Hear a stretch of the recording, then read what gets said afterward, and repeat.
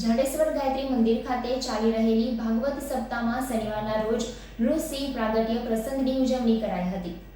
શ્રી રાધાકૃષ્ણ યાત્રા પ્રવાસે આયોજિત કથા યાત્રા શ્રીમદ ભાગવત જ્ઞાન યજ્ઞ સાર કથા જાડેશ્વર ગાયત્રી મંદિર ખાતે કથાનું આયોજન કરવામાં આવ્યું છે।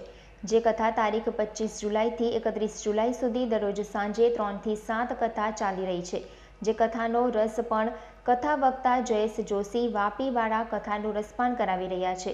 ત્યારે આજે કથાના ત્રીજા દિવસે નૃસિંહ પ્રાગટ્ય પ્રસંગની ઉજવણી કરવામાં આવી હતી, જેમાં ખૂબ જ મોટી સંખ્યામાં કથાનો લાભ લેવા માટે આસપાસ સોસાયટીઓના રહીશો અને જાડેશ્વર ગામના ગ્રામ્ય વિસ્તારના લોકો કથાનો લાભ લેવા મોટી સંખ્યામાં ઉમટી પડ્યા હતા અને આવનારા દિવસોમાં વામન પ્રાગટ્ય, રામ પ્રાગટ્ય, નંદ મહોત્સવ, ગોવર્ધન લીલા, રૂકમણી વિવાહ, સુદામા ચારિત્ર સહિતના પ્રસંગોનું વર્ણન કરવામાં આવશે।